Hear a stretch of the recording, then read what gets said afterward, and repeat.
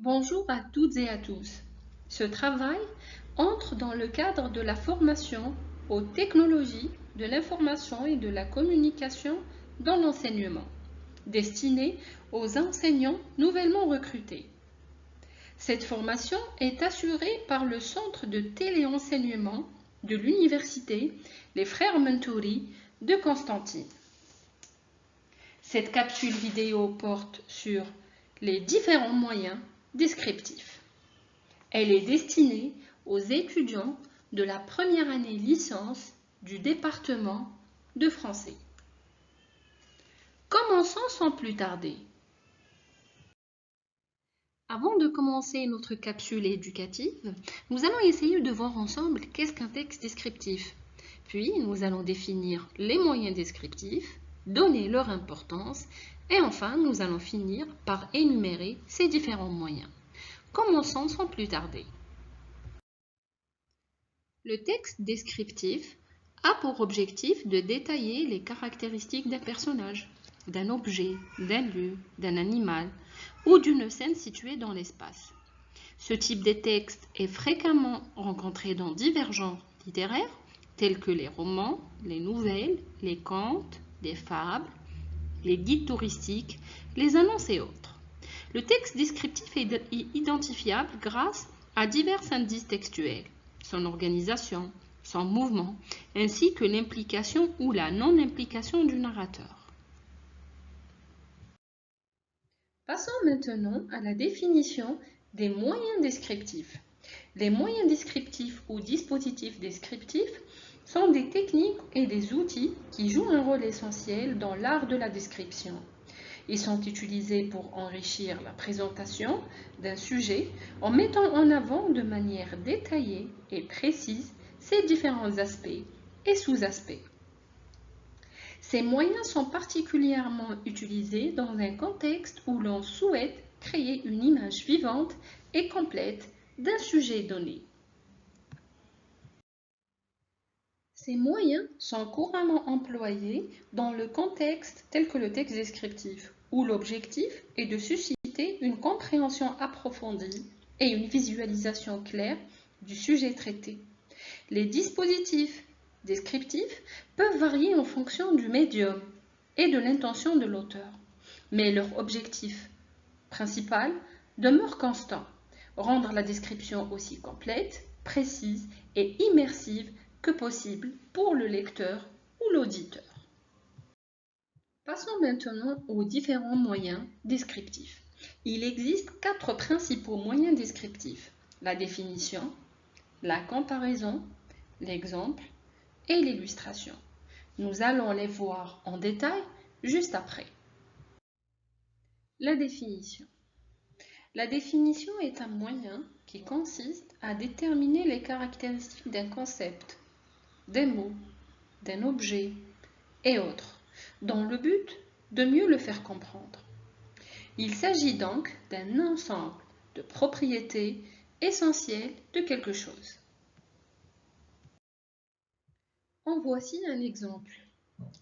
La matière, soit la substance qui compose toute chose, se trouve principalement sous 3 états: solide, liquide et gazeux.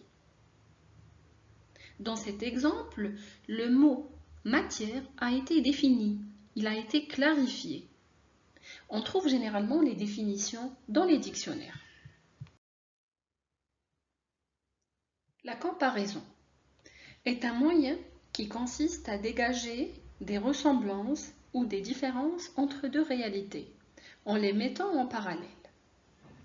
La comparaison comprend les éléments suivants: le comparé, le comparant, le terme comparatif et la caractéristique que partagent le comparé et le comparant.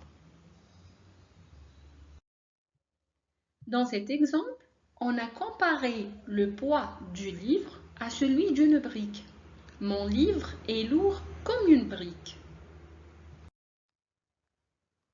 L'exemple. Ce moyen consiste à illustrer une idée générale par un cas concret et précis. Il permet de rendre une explication plus claire et plus accessible en offrant une représentation concrète de ce qui est décrit. Ce moyen est souvent introduit par des expressions comme par exemple, entre autres, comme et autres. Il est parfois placé dans une énumération ou entre parenthèses.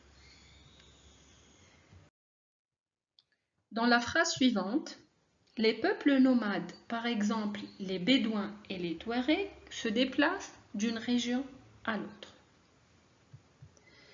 L'expression ici indique qu'on a inséré un exemple pour mieux se représenter le concept des peuples nomades.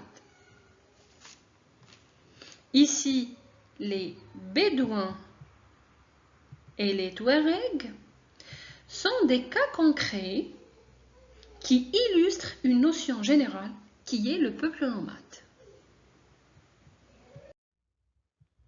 L'illustration.